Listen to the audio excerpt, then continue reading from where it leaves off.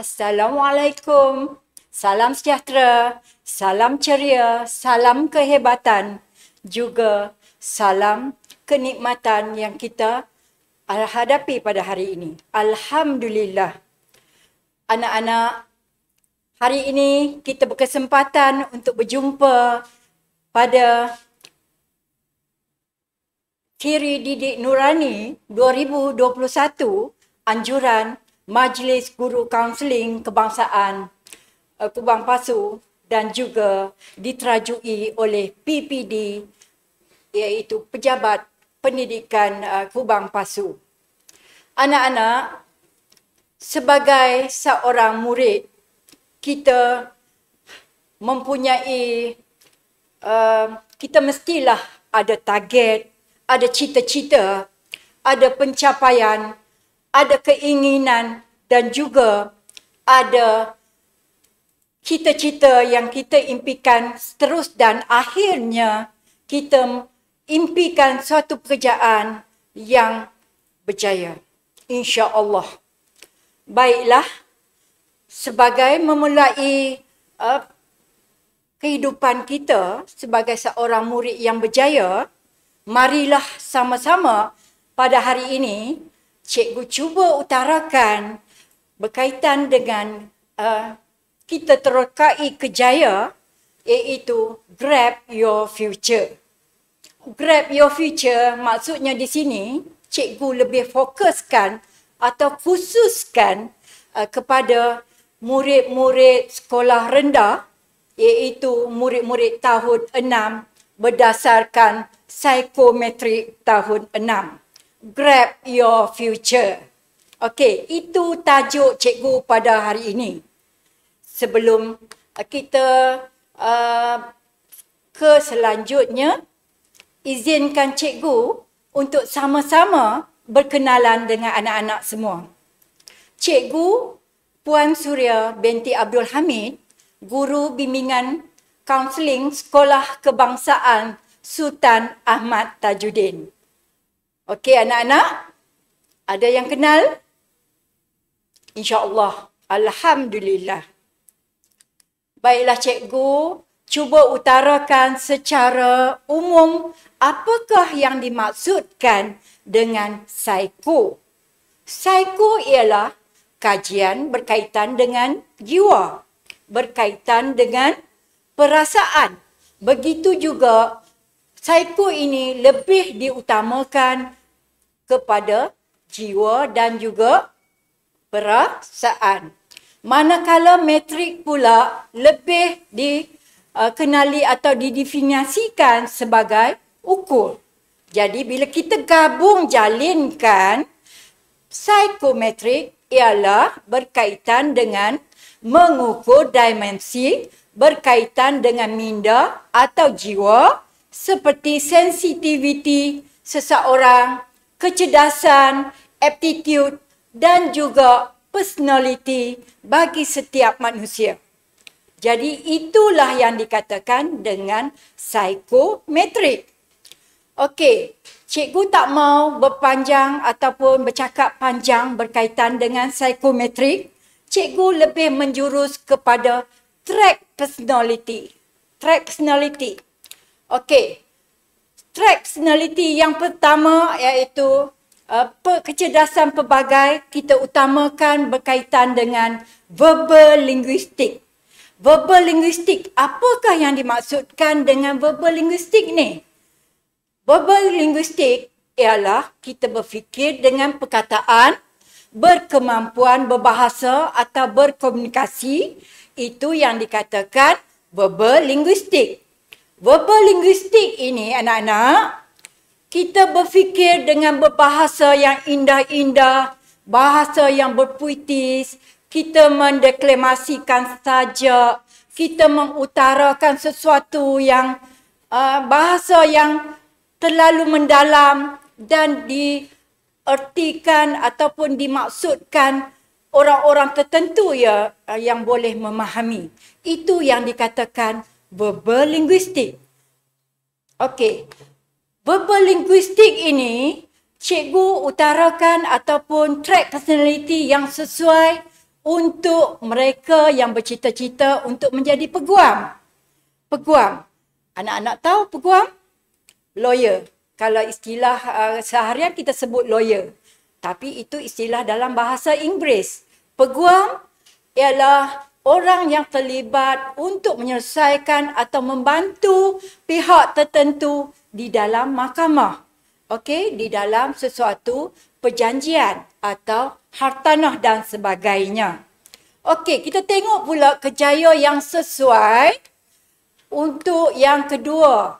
Okey, seperti biasa ya, anak-anak, guru ialah pekerjaan yang memerlukan kenyataan atau verbal linguistik yang tinggi.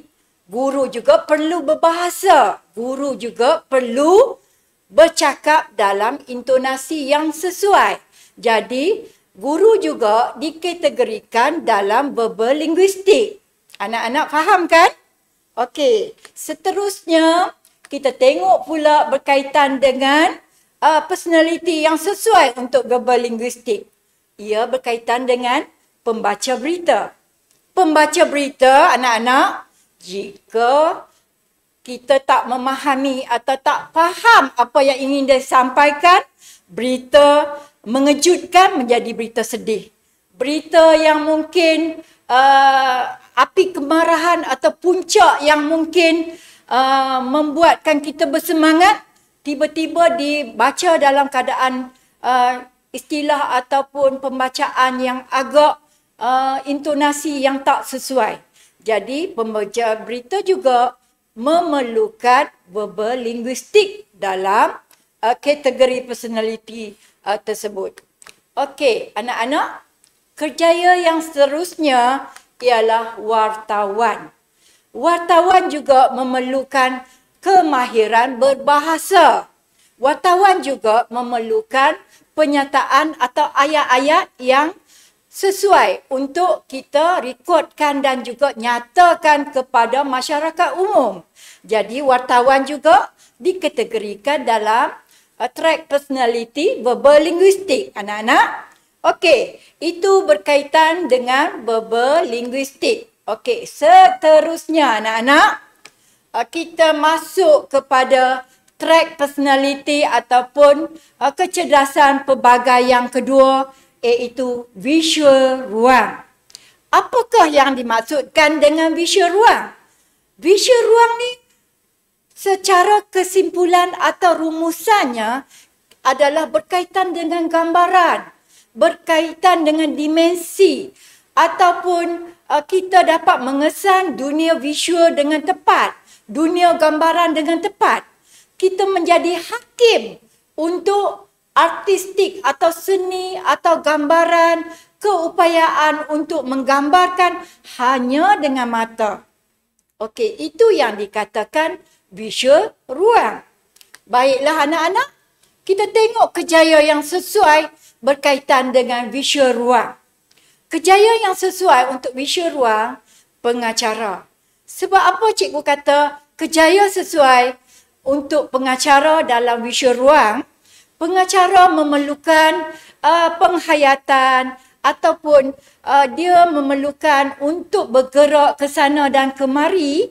Jadi pengacara bebas untuk melakukan aktiviti di pentas dengan keadaannya sebagai pengacara. Itu kejayaan sebagai pengacara. Ada lagi anak-anak. Kita tengok seterusnya. Okey, kejayaan yang sesuai yang kedua, kita fokus kepada arkitek. Apa dia yang disebutkan dengan arkitek? Arkitek ialah jurubina. Arkitek juga sesuai dikatakan track ataupun kita katakan ia personality berkaitan dengan visual ruang.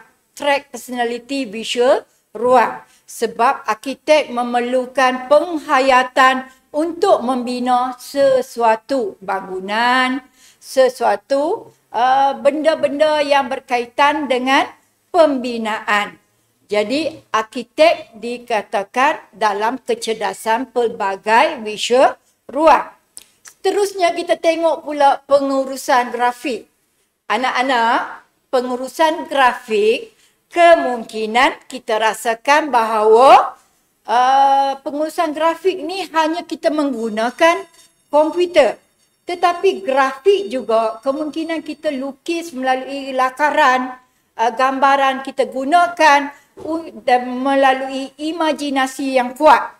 Jadi kerjaya yang sesuai untuk pengurusan grafik terletak kepada visual ruang. Jadi itu ialah berkaitan dengan pengurusan grafik. Okey, anak-anak, kemungkinan ada anak-anak yang tak pasti.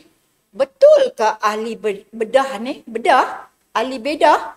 Ahli bedah ni ialah antara personality yang sesuai ke dalam track personality visual ruang. Sebab apa dikatakan ia terlibat dalam visual ruang? Sebab ahli bedah adalah orang yang paling penting dalam sistem operasi pembedahan di sebuah hospital. Jadi, kerjaya yang sesuai untuk ahli bedah, dia termasuk dalam visual ruang. Jadi, ahli bedah ni dia kena pastikan tempat yang tepat untuk dilakukan operation atau pembedahan. Jadi, ahli bedah juga memerlukan kepakaran yang tinggi. Visual ruang mempunyai kemahiran kepada ahli bedah. Okey, seterusnya kita masuk kepada kecerdasan pelbagai yang ketiga, iaitu logik matematik. Logik matematik, kalau kita tengok berkaitan dengan tajuk saja anak-anak, logik matematik, ia mestilah berkaitan dengan angka, nombor dan juga pola-pola abstrak. Apakah yang dikatakan faham nombor? Faham nombor tu bermaksud anak-anak berkaitan apa saja penyelesaian masalah matematik, angka, kira tambah, kira tolak, penyelesaian masalah, kira tambah punca kuasa 2 dan sebagainya mestilah difahamkan dengan betul-betul. Jadi dalam logik matematik ini anak-anak, bila menjawab psikometrik, anak-anak akan mendapat 90% ke atas bila anak-anak menjurus kepada logik matematik. Apakah pula yang dimaksudkan dengan pola abstrak? Pola abstrak ini ialah berkaitan dengan penyelesaian masalah, data-data yang rumit, yang agak kritikal, yang sukar untuk sesetengah manusia menyelesaikan. Jadi, anak-anak yang berminat dengan logik matematik inilah yang akan mendorong kepada pekerjaan logik matematik. Okey, sekarang kita tengok track personality atau kerjaya yang sesuai. Okey, kerjaya yang sesuai ialah accountant. Accountant ni lebih menjurus kelazimannya ialah berkaitan dengan pengurusan kewangan sesebuah syarikat, sesebuah organisasi. Jadi, mereka inilah orang yang banyak duit sebab sentiasa berdamping dengan kewangan. Okey? Seterusnya kita masuk pula, ada kaitan juga dengan accountant tapi sedikit rendah, iaitu juruwang. Kalau kita tengok di cashier counter di supermarket pasaraya, kita akan nampak di cashier-cashier counter-counter, cashier-cashier mengira wang, jumlah pembeli yang membeli. Okey, seterusnya kita tengok jurutera. Okey, kalau setengah-setengah kamu lebih suka menggelar engineer. Okey, jurutera. Hebat pekerjaan jurutera. Jurutera juga memerlukan pemerhatian dalam logik matematik. Pekerjaan yang memerlukan data-data yang sempurna.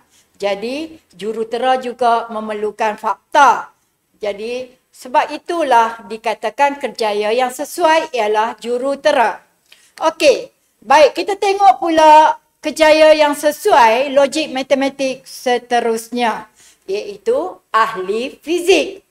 Apa yang dikatakan ahli fizik? Ahli fizik ni adalah orang yang hebat. Sebab zaman cikgu dulu, ahli fizik ni orang-orang yang terror atau pandai dalam fizik memang di respect atau di salute. Fizik ni dia lebih melibatkan banyak formula dan juga data-data. Jadi ahli fizik ni dia banyak mereka atau mencipta berkaitan dengan data. Okey, itu kerjaya yang sesuai berkaitan dengan logik matematik tadi, iaitu ahli fizik. Okey, seterusnya kita masuk pula kepada kerjaya yang sesuai berkaitan dengan logik matematik, iaitu pengatur cara. Apa yang dikatakan dengan pengatur cara tu? Okey, pengatur cara ini ialah berkaitan dengan kita menganalisa ataupun memproses berkaitan dengan kita mempelbagaikan data dan sebagainya di dalam komputer. Jadi banyak benda akan dirumuskan oleh pengatur cara.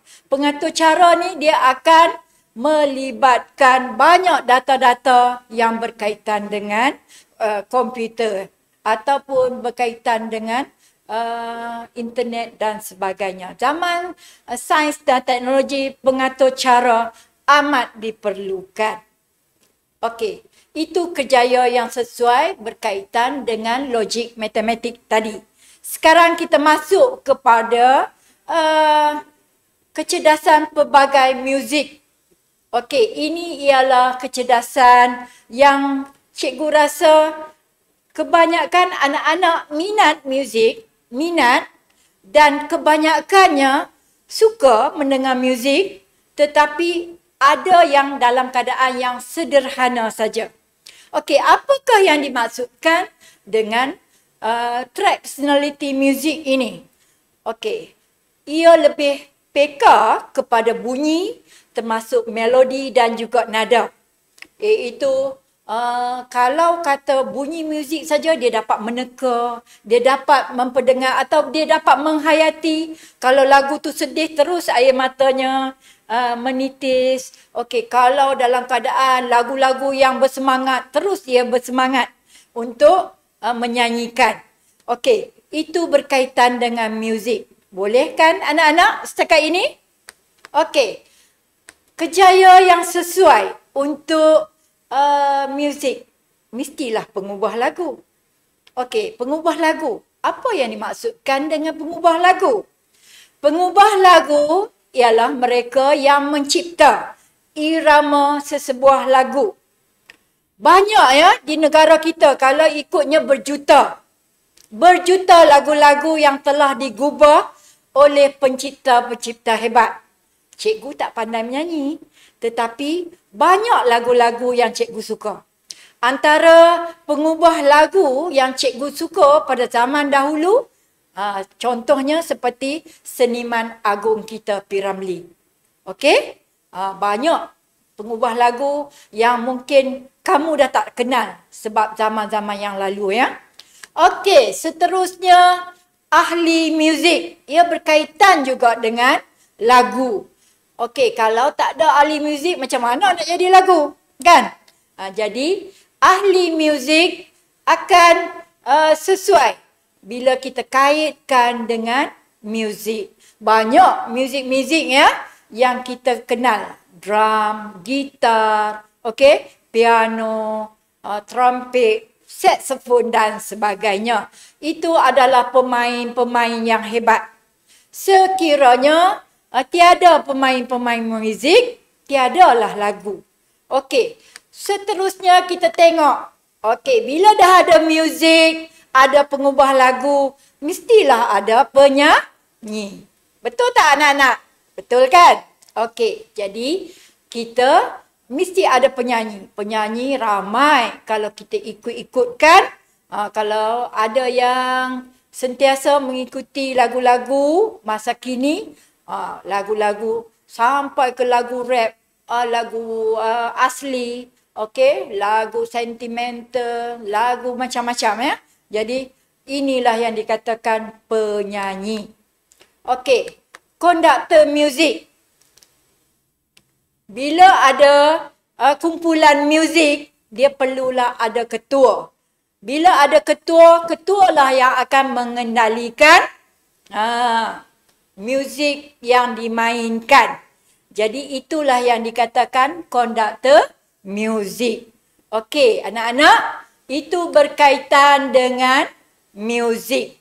Seterusnya, okey, untuk fasa yang pertama ini kita masuk kepada naturalize. Apa dia yang dikatakan naturalize ni? Kecerdasan pelbagai. Kecerdasan pelbagai naturalize ialah keupayaan seseorang individu mengenal pasti keindahan atau alam semula jadi. Mereka ini ialah individu yang sentiasa menghayati, sentiasa menghargai dan mencintai kehidupan alam semula jadi ini. Itu dikatakan anak-anak track personality yang menjurus kepada naturalize. Okey anak-anak, kita tengok kejayaan yang sesuai. Kejayaan yang sesuai anak-anak ialah berkaitan dengan penanaman, petani. Okey, kita boleh juga katakan nelayan juga kejayaan yang sesuai. Petani dia menghayati, menghargai, sebab itulah dia tanam pokok. Dia menyemai, menanam, menjadikan hasil tanaman itu untuk makan sendiri ataupun dipasarkan. Okey, seterusnya anak-anak. Doktor.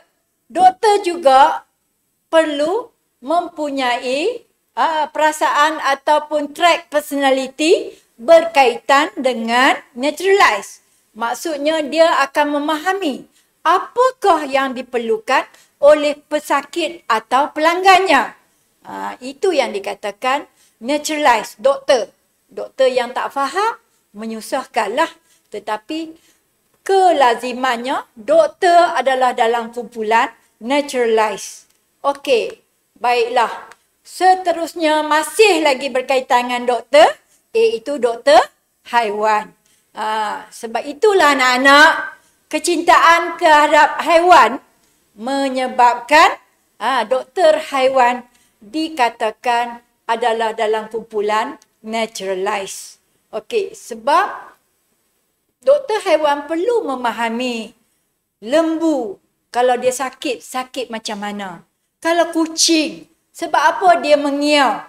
Mungkin dia sakit ataupun giginya ke patah ataupun mungkin kakinya ada terbengkok, terseliuh dan sebagainya. Jadi, doktor haiwan perlu memahaminya. Okey, baiklah. Seterusnya kita tengok pendaki gunung. Pendaki gunung adalah orang yang menghayati keindahan alam. Sebab itulah mereka mendaki gunung. Keseronokan mereka untuk menghayati keindahan alam ini menyebabkan mereka sanggup mendaki gunung, bukit dan sebagainya. Okey. Seterusnya peramal cuaca. Peramal cuaca ni kita kaitkan dengan naturalize sebab peramal cuaca memerlukan kemahiran untuk memahami atau melakukan ramalan apa yang akan berlaku sekejap lagi, esok dan seterusnya. Begitulah juga kadang-kadang peramal cuaca perlu melaporkan kepada masyarakat berkaitan dengan ada berlaku hujan lebat, ada berlaku kilat, petir, okey, ada berlaku banjir dan sebagainya. Jadi peramal cuaca memerlukan keadaan semasa dan juga menghayati alam sekitarnya. Okey, itu berkaitan dengan peramal cuaca. Okey, anak-anak, sebenarnya kita ada 9 kecerdasan pelbagai. Cikgu masukkan dulu 5 kecerdasan pelbagai untuk anak-anak melihat kecenderungan anak-anak kepada apakah yang dikatakan dengan kecenderungan dan minat personaliti anak-anak secara asas. Secara asas. Sebab kita masih lagi di sekolah rendah. Bila kita ke sekolah menengah, track personality kita mungkin berbeza atau berubah-ubah. Jadi sebagai rumusannya, 5 kecenderungan itu boleh menghala anak-anak ke arah kejayaan insya-Allah. Okey anak-anak, sebagai kesimpulan dan rumusan, cikgu harap anak-anak dapat menghayati apakah yang dimaksudkan dengan verbal, linguistik, berkaitan dengan visual ruang, logik, matematik, music dan juga dengan naturalize. Itu 5 perkara yang penting dan insya-Allah kita akan bersambung lagi nanti. Sekian, terima kasih. Assalamualaikum warahmatullahi wabarakatuh dan salam sejahtera.